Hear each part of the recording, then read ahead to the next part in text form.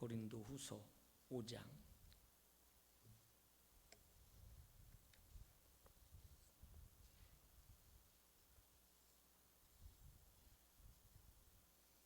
1절부터 10절까지 교독하도록 하겠습니다. 만일 땅에 있는 우리의 장막집이 무너지면 하나님께서 지으신 집 곧 손으로 지은 것이 아니요 하늘에 있는 영원한 집이 우리에게 있는 줄 아느니라.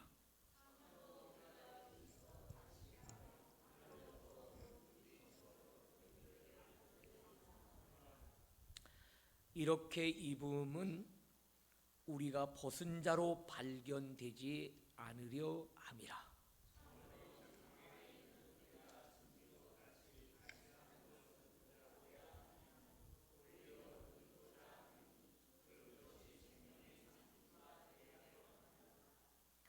곧 이것을 우리에게 이루게 하시고 보증으로 성령을 우리에게 주신 이는 하나님이시니라.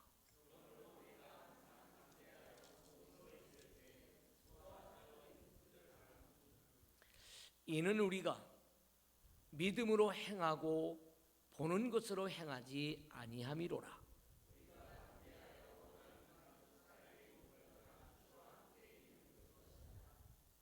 그런즉 우리는 몸으로 있든지 떠나 있든지 주를 기쁘시게 하는 자가 되기를 힘쓰노라.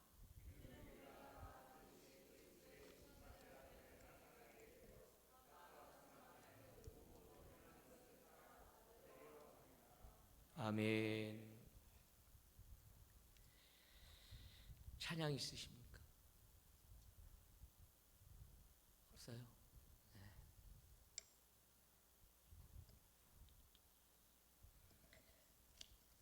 오늘 말씀의 제목이 심판대 앞에 설 당신은 이라는 말씀으로 함께 은혜를 나눕니다.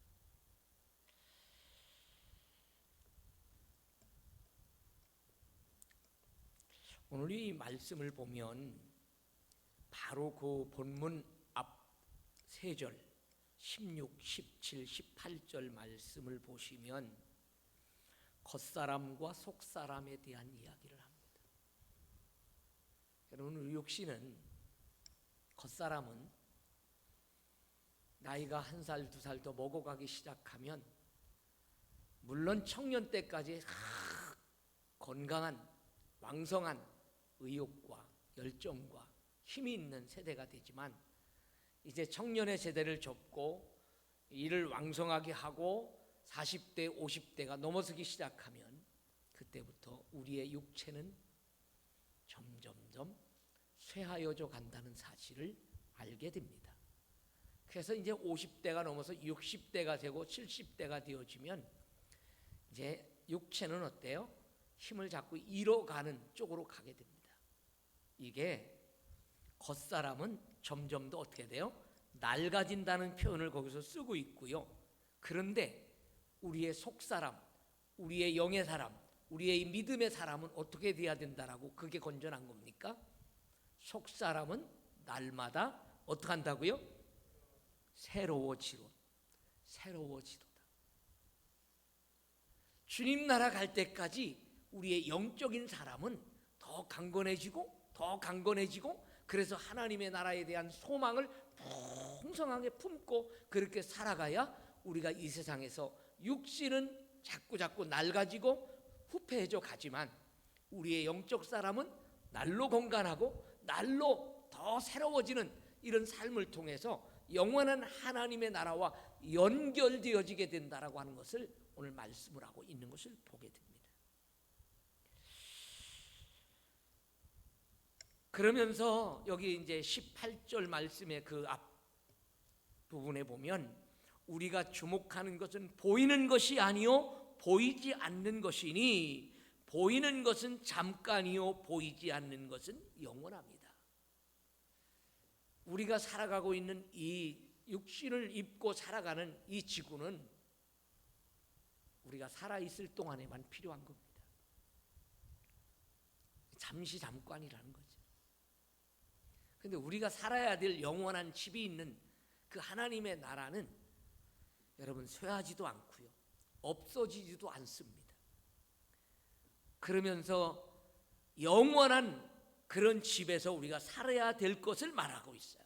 그러면서 여기 뭘 말하고 있습니까? 오늘 본문의 1절로 접어들면, 하늘, 만일 땅에 있는 우리의 장막집이 무너지면, 여기 우리의 인생의 삶, 우리의 육체가 장막에 비유를 하고 있다는 겁니다.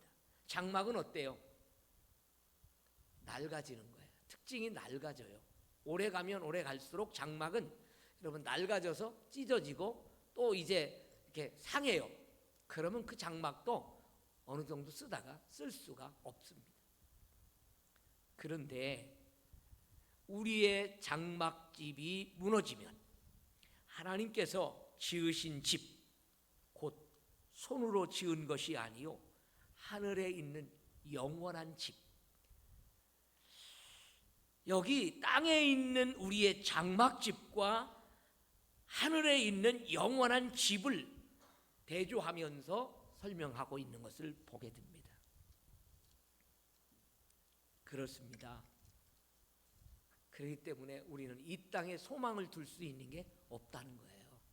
이 땅에 우리의 장막집은 낡아지고 무너질 날이 반드시 온다는 거예요.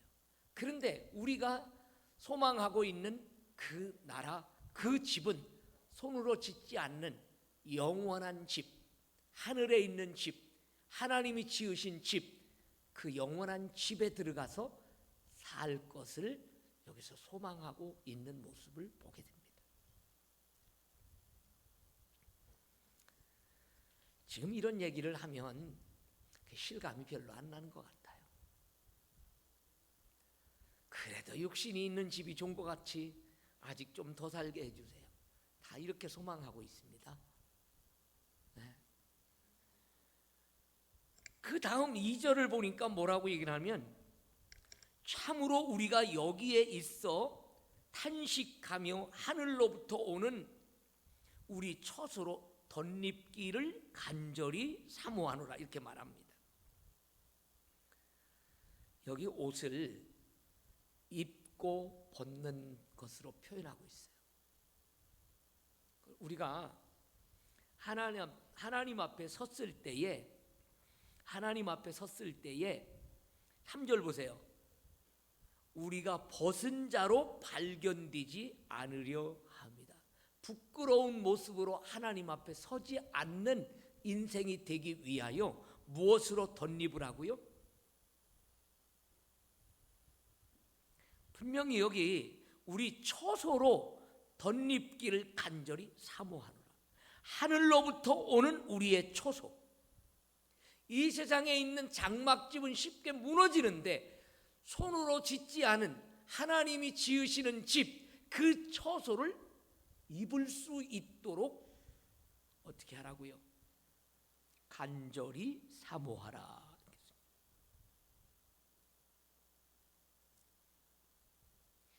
지금 왜 제가 이 심판에 대한 이야기를 하면서 이걸 얘기하느냐는 것을 여러분 잘 이해를 하셔야 돼요. 이 말씀의 흐름을 보면 바로 이 땅의 것들은 영원한 것이 없다는 거예요. 우리 육신도 그렇고 우리가 누리고 있는 이 지상에 있는 것들이 우리가 육신을 입고 있을 때만 쓸 수 있고 사용할 수 있어요. 그러다가 우리의 육신의 이 장막집이 무너지면 다 손 놓고 가야 돼. 내가 쌓았던 재물도, 내가 쌓았던 금도, 내가 쌓았던 그 엄청난 명예나 권력도 다 내려놓고 하나님 앞에 가야 되는 존재라는 것을 말씀하고 있어요.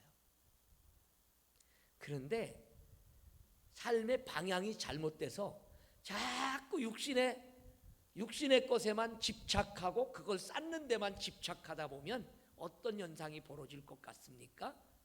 영원한 하나님의 나라를 덧입을 것을 생각하면서 그렇게 살아야 되는데, 이 땅의 것만 집착하다 보면 영원한 하나님의 나라에 들어가서 살 수 있는 것을 잃어버릴 수 있다는 거죠. 육신은요, 길어봐야 120년이야. 길으면 120년이라고. 왜? 노아 홍수 이후에 사람의 연한을 120년으로 하나님이 정해놓으셨어. 그걸 우리가 잊지 말아야 돼. 길게 살아봐야 120년 살고 하나님의 나라에서 우리가 영원한 그 처소에 들어가서 살 그 날은 영원한 날이라 그 말입니다. 여러분 잠깐 잊고 떠나야 될 이것을 위해서 여러분 애쓰고 힘쓰는 것도 중요한 일이지만 더더군다나 우리는 영원을 사모하고 하나님의 나라를 들어가기를 사모하는 사람이라면 어떻게 살아야 될 건가를 우리 스스로 깨달아야 된다는 사실을 오늘 말씀의 전반부에서 해주고 있는 거예요. 그리고 결국은 어떻게 해요? 마지막 하나님 앞에 서는 그날에 우리 하나님의 심판대 앞에 서야 되는 자가 오늘 저와 여러분들이라 그 말입니다. 그래서 오늘 8절 말씀을 한 번 더 봅시다. 8절 말씀 다 같이 한번 8절 말씀을 읽겠습니다. 함께 시작.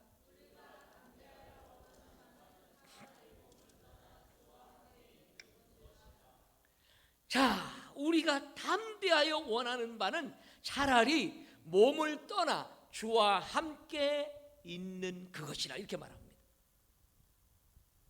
여러분 이게 엄청난 일 아닙니까? 몸을 떠나 우리가 이 땅에서 육신의 영과 그 몸을 지금 지탱하고 있는 건데 하나님이 우리를 오라고 부르면 육신의 장막은 다 이제는 흙으로 돌아가요. 그리고 우리 영혼은 하나님의 나라로 갑니다. 그런데 오늘 이 말씀에 보니까 바로 그 몸을 떠나 주와 함께 있는 그것을 지금 원하고 있다라고 하는 사도 바울의 이 고백을 보게 되는 거예요.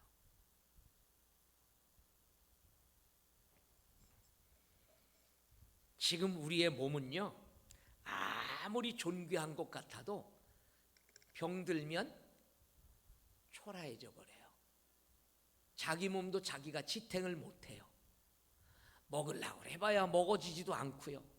힘을 일어나 걸어보려고 해도 걸어지지도 않아요. 이게 우리 육신의 몸이에요. 그렇게 존귀한 자 같고 그렇게 엄청난 그런 힘을 자랑하고 있는 이 존재, 그 명예도 있고 권력도 있으면 그들 앞에 감히 당당하게 설 수 없는 그런 것이 인간이잖아요. 그런데 그 육체의 몸도요, 질병이 찾아온다거나 이 코로나가 딱 오니까 어때요? 전부 다 마스크 써야 되고 마스크 안 쓰면 활동도 제대로 못 하고요. 뭐 가고 싶은 데도 못 가고요. 세상에 지금 어때요? 각 나라의 문이 다 닫혀 있어 가지고 왔다 갔다도 못 하게 만들잖아요. 이게 인간의 한계예요. 인간의 한계. 그러나 신령한 몸을 입은 우리들은 어떨까요? 시간과 공간 제한을 받지 않아요. 그 몸을 성경에서는 뭐라고 표현하냐? 영광스러운 몸이라고 표현을 하고 있어요. 바로 영생의 몸으로 하나님께서 변형시켜 주신다라고 말합니다. 데살로니가 전서 4장인가요? 거기서도 보니까 예수님이 오실 때에 천사장의 나팔과 모든 천사들이 다 동원돼서 딱 오거든요. 그러면 우리들은 어떻게 돼요? 변형된 몸으로 공중으로 끌려 올라가서 그 주님을 맞이하고 함께 내려와서 그 주님을 맞는 영접을 하게 됩니다. 그때의 그 몸은 영광스러운 몸으로 바뀌는 거예요. 그렇기 때문에 사도 바울은 그것을 알고 있는 그 마음속에 그 하나님의 나라를 사모하고 하나님을 사모하는 그런 마음으로 오늘 우리를 향해서 마지막 뭐라고 얘기를 하는가? 마지막 절을 다 같이 한번 읽어볼까? 9절 10절 다 같이 함께 읽습니다. 그런즉 우리는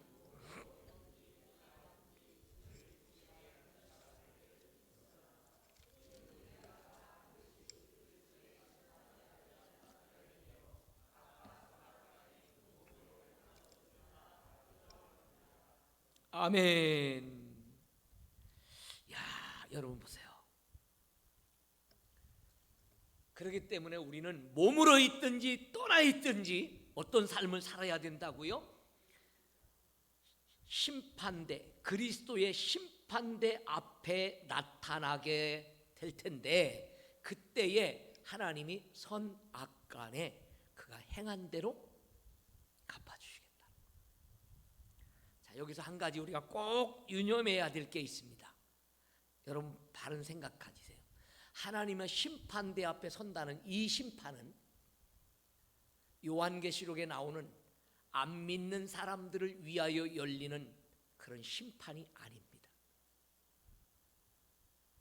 오늘 이 마지막 부분에도 말씀을 하지만 선악간에 그 몸으로 행한 것을 따라 받으려 함이라 라고 했는데, 예수 믿어 구원받은 하나님의 백성들에게는 멸망의 심판이 없습니다.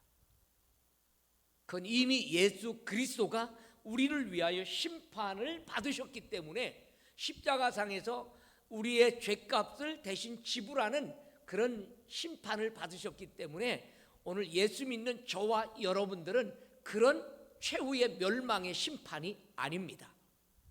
이 심판은 우리가 행한 대로 갚아주는 상 주시기 위한 심판이라는 거예요.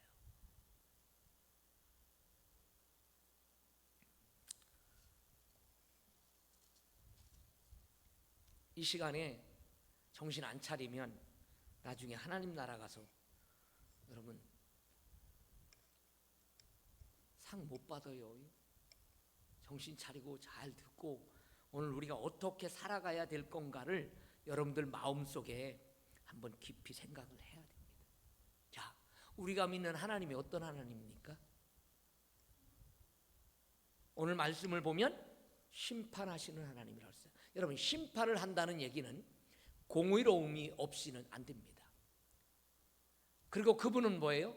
우리의 속, 마음, 생각과 모든 행위까지도 다 알고 계시는 분이라야만 공정하게 심판하실 수 있습니다. 그래서 하나님은 전능하신 하나님, 전지하신 하나님, 하나님은 우리의 모든 속속들이를 다 알고 계시는 분이라는 것을 믿으시면 아멘 하세요. 그분 앞에 숨길 수 있을까요, 없을까요? 없어요. 내 가정에서 생활하는 것, 내 침실에서 말하는 것, 내가 또 사람들과의 관계 속에서 서로 말하고 이야기하는 것, 여러분들의 모든 속사정까지 다 꿰뚫어 보시고 여러분 중심을 꿰뚫어 보시는 분이 하나님 아버지라는 사실이에요. 그렇기 때문에 그분이 오늘 저와 여러분들이 예수 그리스도 안에서 이제는 하나님의 심판대 앞에 서게 되는데, 이미 영원한 멸망의 심판은 아니지만 오늘 여러분들이 예수를 믿고 구원받은 그 감격과 그 은혜를 가지고 살아가는 저와 여러분들은 이제는 그 은혜 때문에 내가 어떻게 살아가야 될 존재인가를 깨달았단 말입니다. 내가 이제는 더 이상 죄를 짓고 하나님 기뻐하지 않는 일을 하면서 살 수 있는 사람은 아니에요. 이제부터는 여러분 마음속에 어떻게 하면 하나님을 기쁘게 할까, 어떻게 하면 하나님이 더 좋아하시는 일을 하며 살까, 이런 마음을 품고 살아가지만 자기도 모르는 사이에 어느 날 보면 내가 육신의 편안함에 치우쳐서 그쪽을 걸어가고 있지 않은가를 한번 바라보세요. 어떤 것 같습니까? 저도 그런 생각들이 순간순간 들어요. 그러다 보면 어떻게 해요? 또 다시 마음을 주님께로 조금 더 향하고 그쪽으로 향해서 가려고 한 번 더 나가게 됩니다. 어떻게 하면 주님을 기쁘시게 할까를 생각해야 되는 거예요. 우리 젊은이들 잘 들으세요. 이런 이야기를 들으면서 신앙생활의 주된 목적은 나를 위한 게 아닙니다. 주님을 위한 거예요. 하나님을 위한 거예요. 여러분, 그래서 인생의 궁극적인 삶의 목적이 뭐예요? 목표가 뭐예요? 주를 기쁘시게 하는 거예요. 그분의 영광을 위해서 살아가는 거예요. 구원받은 하나님의 백성들이라면 그게 가장 첫 번째 들어와야 되는데, 아직도 내가 편안하기 위해서, 내가 잘 되기 위해서, 내가 은혜 받기 위해서, 그게 아니다 그 말입니다. 내가 주님을 위해 살려고 발버둥 치면 하나님은 하늘로부터 계속 내게 은혜를 공급해 주셔요.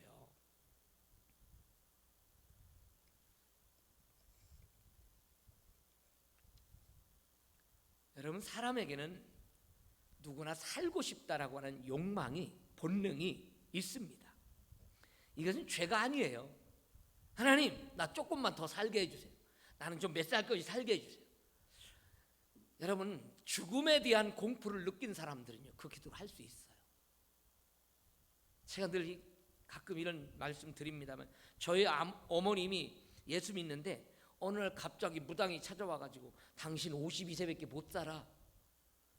이 말을 듣고 난 이후에 어머님이 52세가 됐을 때는요, 왠지 모르게 두려움이 엄습해 오는데 내가 올해 52살인데 얼마나 더 살 수 있을까? 그래서 기도하기 시작한 게 이런 기도. 하나님, 나 76세까지만 살게 해주세요. 그 기도를 드렸다는 사실입니다. 그때 당시로 76세면요 장수예요.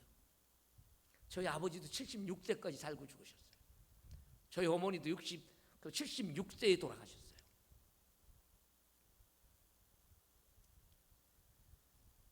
여러분, 죽음이 엄습해 오는 게 인간에게는 가장 두려움입니다.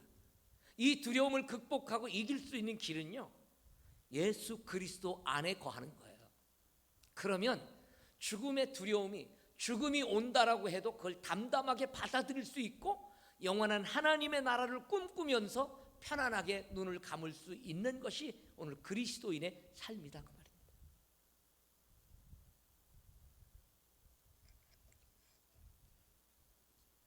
오늘 우리에게 이 땅에서 살고자 하는 욕망, 이 본능을 주셨어요. 그렇기 때문에 여러분, 때때로 힘들고 어려울 때 하나님, 나 이렇게 살게 해주세요. 좀 이렇게 이 정도만 살게 해주세요. 근데 중요한 건 사는 게 중요한 게 아니라 어떻게 사느냐가 중요한 거예요. 왜? 그 다음에 주님의 심판대 앞에 우리가 서야 되기 때문에 그렇단 말이에요. 만약에 주님의 심판대가 우리를 기다리고 있지 않다면 나 편한 대로 살면 돼. 내가 좋으면 됐지, 뭐 그렇게 살면 돼. 그런데 어차피 우리는 살다가 하나님 앞에 가야 되고 하나님 앞에 서야 되는데, 그 섰을 때에 저와 여러분 모두가 잘했구나 칭찬받고 인정받으려면 어떻게 살아야 될까를 곰곰이 생각해 봐야 된다, 그 말입니다.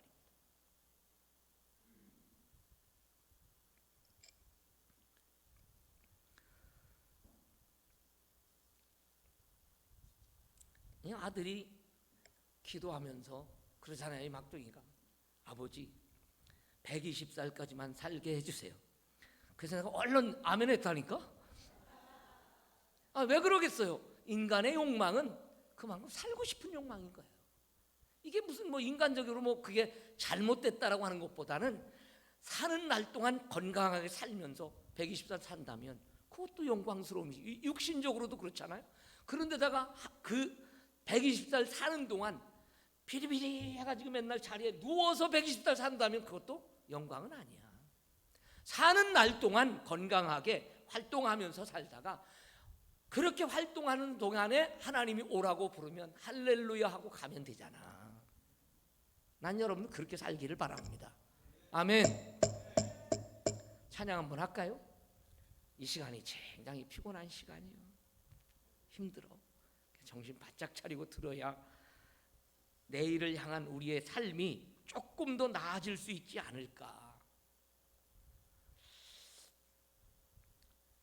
그렇기 때문에 오늘 이 본문 말씀을 통해서 두 가지 깊은 진리를 좀 깨달을 수 있었으면 합니다. 그 첫 번째는, 진리는 믿음이 성숙하면 성숙할수록 생애에 대한 애착을 조금 줄입니다. 그리고 천국을 사모하는 열정이 더 강해진다는 사실입니다. 여러분 한번 생각해 보세요. 나는 지금들 살아가면서, 믿음 생활하면서, 기도 생활하면서 육신에 잘 되는 것만을 위해서 기도하고 있습니까? 아니면 하나님, 영원한 하나님의 나라에 주님 앞에 섰을 때에 정말 내 생에 정말 주님을 위해서 충성 다하다가 주님 앞에 섰을 때 잘했구나, 정말 충성된 종이라고 하는 이런 인정을 받기 위해서 내가 그런 기도를 많이 하고 있습니까? 한번 돌아보세요. 나는 어떤 기도를 많이 드리고 있는가? 또 하나는, 진리는 예수 믿는 사람이면 그 누구도 예의 없이 다 각각 주님의 심판대 앞에 서야 된다는 사실입니다. 물론 여기서 심판이라고 하면 자꾸 이제 여러분들 두려워하는 마음들이 있을 수 있는데, 우리는 이미 멸망에 대한 심판은 이제 건너뛴 사람이니까 주님 안에서 내가 어떻게 주님을 기쁘게 하며 살았느냐에 따른 상을 주는데 상급이 다 다르다는 겁니다. 해의 영광이 다르고 달의 영광이 다르고 별의 영광이 다른 것처럼 상급의 영광이 다르다는 거예요. 주를 위해 순교한 사람의 영광이 가장 클 거라는 사실이에요. 그렇다라고 한다면 여러분 어떻게 살아야 될까요? 그냥 몸만 그냥 지키려고 하는 그런 삶을 살지 말고 내가 살아도 주를 위해 살고 죽어도 주를 위해 죽을 수 있다라고 하는 이 말씀을 우리가 한번 생각해 보면서 사는 것도 주를 어떻게 하면 기쁘시게 할까? 어떻게 하면 그분에게 영광이 돌아가게 할까? 어떻게 하면 그분의 이름을 더욱 빛낼 수 있을까? 한번 이런 것들을 조금 곰곰이 생각해 보세요. 뭐 이건 연세가 드셨던 우리 아닌 젊은이든 누구든지 간에 내가 말하고 내가 행동하는 것이 과연 주님이 기뻐하실까를 한번 돌아보세요. 빨리. 그러면 내 언어 생활도 돌아보게 되어지고 내 지금 삶의 수준이 무엇을 위해서 지금 애쓰고 있는가를 돌아보게 된다는 사실이죠. 여러분, 우리는 참 나 자신을 돌아보는 게요 진짜 쉽지를 않습니다. 그냥 돌아보는 게 돌아봐지질 않아요. 어떻게 돌아봐야 될까요? 어떻게 돌아봐야 돌아봐지는 걸까요? 이 말씀의 거울 앞에 나를 들여다봐야 돼요. 말씀을 읽으면서 말씀이 하나님이 나를 어떻게 살 것을 말하고 있는지를 늘 말씀의 거울 앞에 나를 비춰봐야 돼요. 그러면 말씀이 야 이놈아 그렇게 가면 안 돼. 이 길로 가야 바른 길이야. 이렇게 살아야 되는 거야. 그 길은 잘못된 길이야. 자꾸 깨닫게 해준다 그 말입니다. 그래서 날마다 말씀을 읽고 묵상하고 그러면서 그 말씀의 거울이 나를 비춰보면 흠이 드러나게 돼 있어요. 거룩한 삶은 이렇게 살아야 하나님 기쁘게 해드리는 거구나. 이렇게 하면 하나님께서 영광을 받으시는 거구나. 그런데 이렇게 살으니까 하나님 영광 가리우고 하나님 기뻐하지 않는구나. 여러분 특징이 있어요. 내가 하나님을 기쁘게 하고 다른 사람을 기쁘게 해주고 자꾸 이렇게 하면 나는 어떨까요? 굉장히 나도 기뻐지고 즐거워지고 여러분 그게 복된 삶이라는 것을 알게 됩니다. 그런데 내가 하나님을 기쁘게 못하고 자꾸 사람을 힘들게 하고 어렵게 하면 어떨까요? 내가 먼저 내 자신이 힘들어진다는 것을 알게 됩니다. 어저께도 어떤 분이 이제 우리 이 권사님하고 거기 가서 기도하고 그렇게 하고 신방을 다녀왔는데 이분이 영적인 방해를 받는 거예요. 지금 눈이 열려져서 뭘 보는 줄 아세요? 귀신이 그 애기 귀신이 하나 나오고 젊은 여자 귀신이 하나 나오는데 그 귀신만 나오면 자기가 자기 남편을 자꾸 괴롭히는 것이 아는 거예요. 자기도 그걸 알고 있는 남편은 자기 부인을 막 나무라지 아니하고 그냥 받아주더라는 거죠.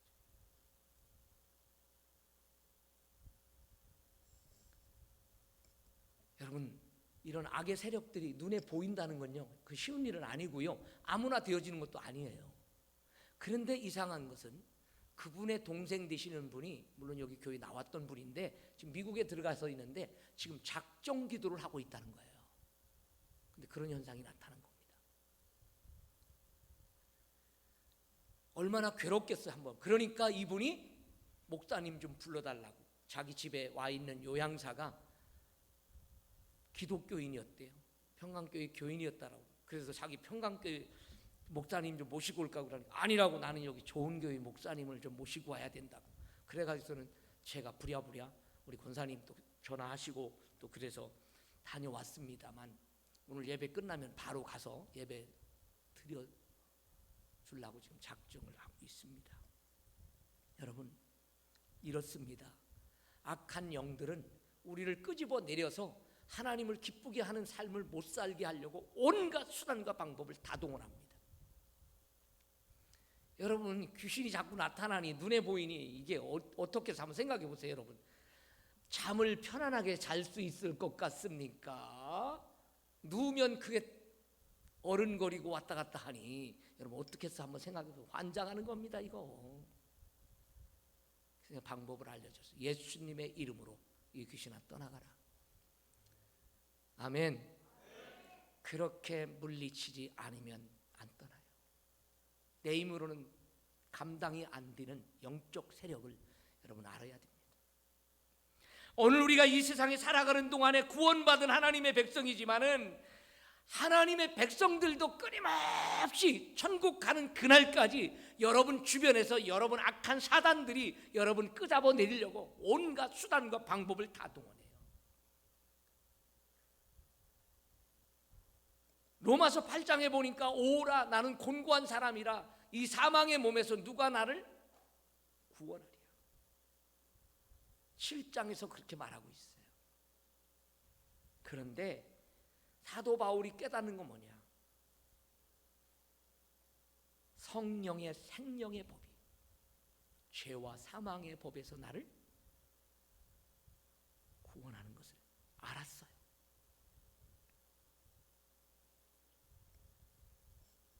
그래서 승리를 부르짖는 모습을 보게 됩니다.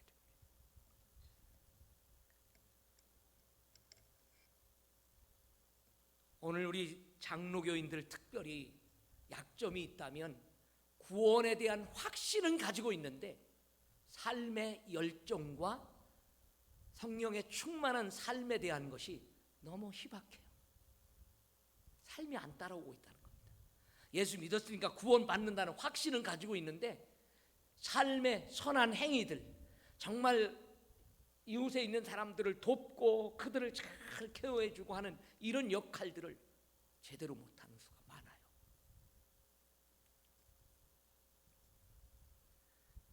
우리가 분명히 알아야 됩니다. 복음서에 보니까 예수님이 이 땅에 오셔서 제자들에게 교훈해 준 것 가운데 소자 하나에게 냉수 한 그릇 대접한 것도 결단코 상을 잃지 아니하리라. 할렐루야. 이게 착한 행실을 해야 되는 이유예요.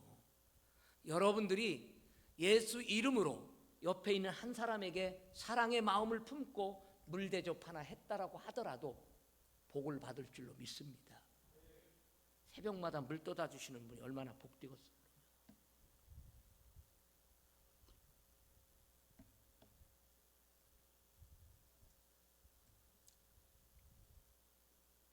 그러니까 여러분들이 착한 행실을 하나씩 하면 그 착한 행실은 반드시 상이 있다는 것을 여러분 믿으세요.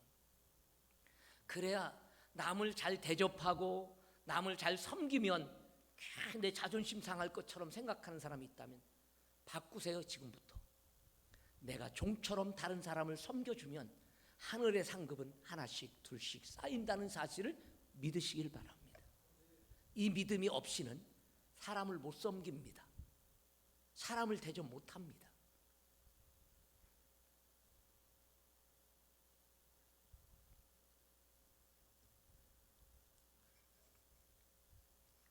양 목사가 참 하나 못하는 게 있어요.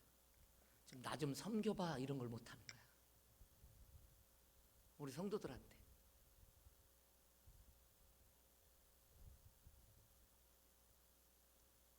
중이 제 머리 못 깎는다잖아.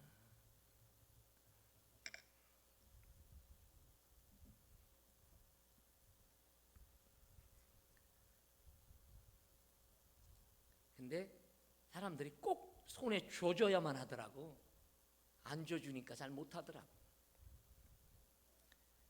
이제 이때쯤 되면 저도 이제 여러분 은퇴를 앞에 놓고 보는 사람 아닙니까? 그잖아요.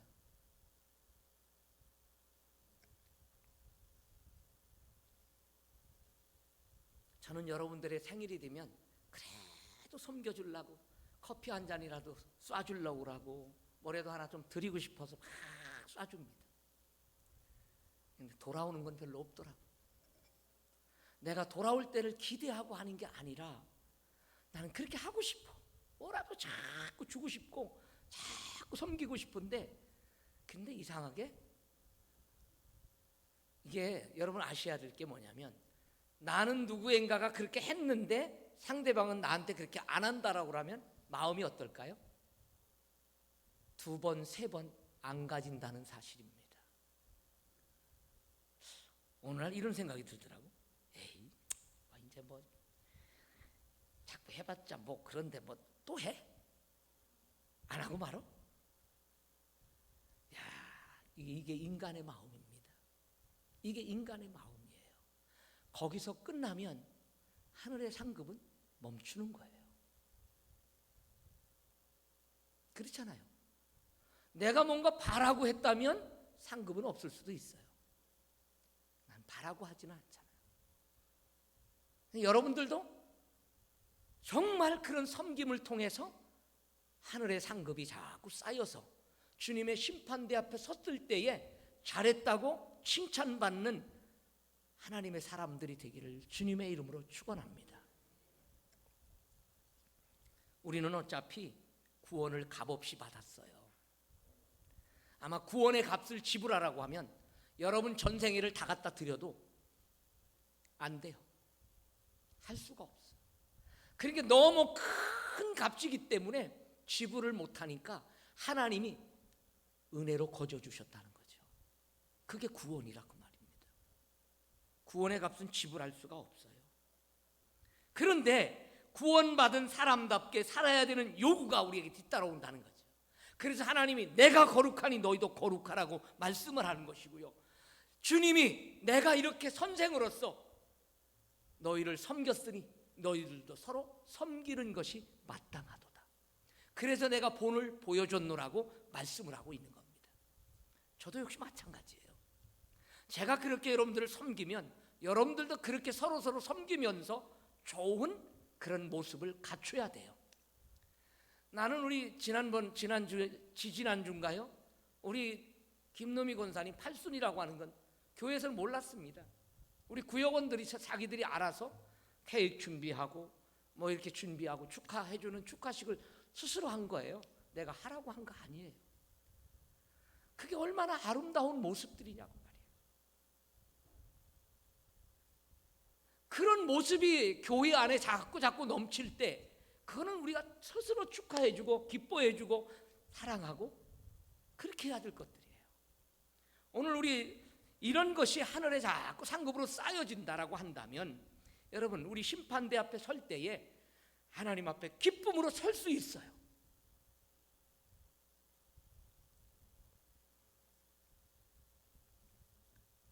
여러분, 우리는 주님이 기뻐하는 일들을 힘쓰면서 살아가는 우리 성도들이 되어지기를 주님의 이름으로 축원합니다.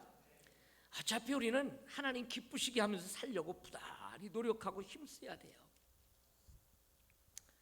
여기 힘쓴다라고 하는 말이 이제 그 구절의 마지막 부분에 나오는데, 우리 몸으로 있든지 떠나 있든지 주를 기쁘시게 하는 자가 되기를 힘쓰노라 이렇게 했는데, 이 힘쓴다라고 하는 말은요, 간절히 열망한다, 그리고 야망심을 가진다 이 말이에요. 그러니까 여러분, 주님을 기쁘시게 하기 위해서 열망을 품지 않으면 할 수가 없는, 저절로 되는 게 아니다 그 말이죠. 여러분들이 뭔가 애쓰고 의도적으로 그렇게 살아보려고 노력하면 그게 되는데, 섬기는 건요 그냥 되는 게 아니에요. 내가 마음 먹고 섬겨야 섬겨지고.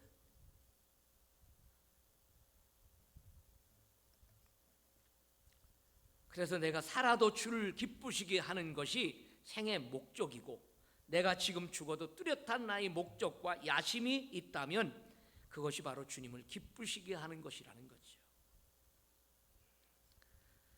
한번 저는 여러분들에게 좀 그런 말씀을 드리고 싶습니다. 여러분, 한번 이렇게 말씀을 듣는 것, 은혜 받는 것을 족하지 말고요, 말씀을 들으면서 바로 우리 자신들을 한번 점검하는 이 지혜가 필요해요. 나는 남을 얼만큼 섬기고 있는가? 상 받을 짓들을 얼마나 하고 있는가. 하루 종일 살아가는데 남과 좋은 관계를 맺지 못하고 자기 혼자만 열심히 살아. 물론 그렇게 살아야 되는 건 맞죠. 그런데 내가 누군가에게 뭔가 선을 베풀고 좋은 일을 나누고 이렇게 하면서 얼만큼 정말 많은 사람들을 이렇게 섬기고 있는지를 살펴보세요. 이기적인 삶은 남을 돌아보지 못합니다. 건강과 가정, 또 직업과 취미 생활은 누구를 위한 것인가 한번 생각해 보세요. 내 가정이 화목하고 행복한 것 누구를 위한 것인가? 내가 지금 직장 생활을 열심히 하고 있는데 누구를 위한 것인가? 한번 생각해 보세요. 어떤 사람들은 또 취미 생활이 너무 많아다 보니까 주말이면 쉴 틈이 없어. 누구를 위한 것인가? 우리는 언제든지 주님의 심판대 앞에 서는 문제는 여러분 지금이라는 거죠. 그래서 오늘이라고 하는 이 날에 지금 이 일을 하지 못하고 내일로 자꾸 미루는 사람들은 결국은 주님 앞에 섰을 때에 부끄럽게 설 수밖에 없다는 사실입니다.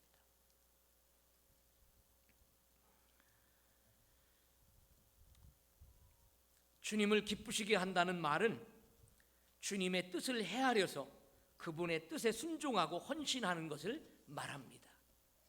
이 목적에 내 건강도, 또 내 가정도, 내 직업도, 내 생이 송두리째 맞춰져야 된다는 거죠. 그래서 우리 항상 관점이 그래 중요한 거예요. 나는 어디를 바라보면서 살아가고 있는가를 여러분 한번 명심해야 돼요. 그게 주님에게 맞춰져 있는가? 아니면 나에게 맞춰져 있는가? 아니면 세상에 맞춰져 있는가? 사도 바울의 고백이 뭘까요? 내가 살아도 주를 위해 살고 죽어도 주를 위해 죽나니 이는 사나 죽으나 나는 주의 것이로다. 할렐루야. 우리는 주님의 것입니다. 내가 주님의 것이라면 주님을 기쁘게 해드리는 게 맞는 거고, 나를 위해 삶이 아니라 주님이 원하는 삶을 살아야 그게 맞는 것이요. 성경 구절 몇 구절만 제가 대드리면 히브리서 11장 6절의 그 마지막 부분에 보니까 하나님 이렇게 말합니다. 자기를 찾는 자들에게 상 주시는 이심을 믿어야 할지니라. 이렇게 써요. 빌립보서 3장 14절 말씀에 보니까 거기도 그리스도 예수 안에서 하나님이 위에서 부르신 부름의 상을 위하여 쫓아가노라. 이렇게 써요. 마지막 한 구절 더 말씀을 드리면 히브리서 11장 24절에서 26절 보니까 모세가 이렇게 고백합니다.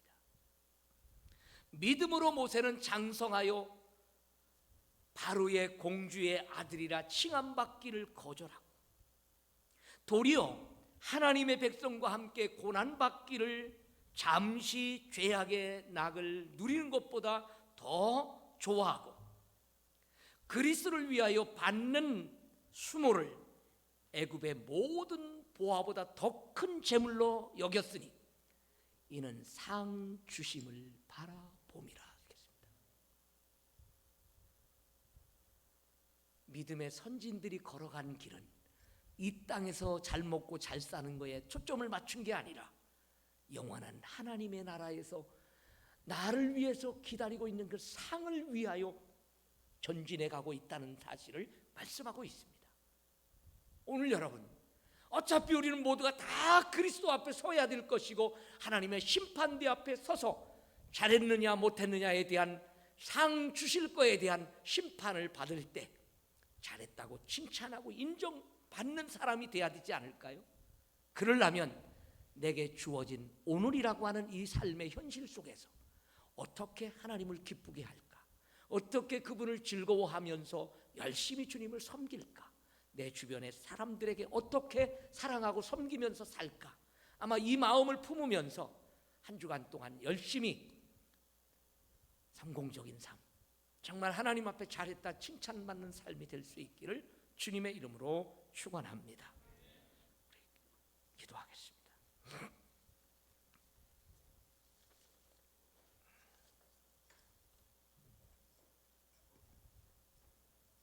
하나님 아버지, 오늘도 이렇게 거룩하고 복된 날을 구별하여 하나님 앞에 예배하는 날로 삼고 우리 몸과 마음을 주님 앞에 드릴 수 있는 시간을 주시니 감사합니다.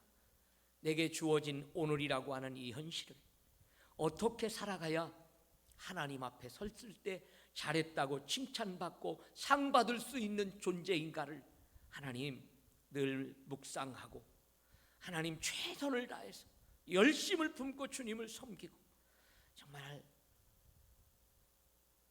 주님의 심판대 앞에 섰을 때에 잘했구나, 수고했구나, 이렇게 칭찬받을 수 있는 아름다운 삶을 살아가는 우리 좋은 교회 성도들이 다 되도록 은혜를 베풀어 주옵소서. 예수님의 이름으로 기도드리옵나이다. 아멘.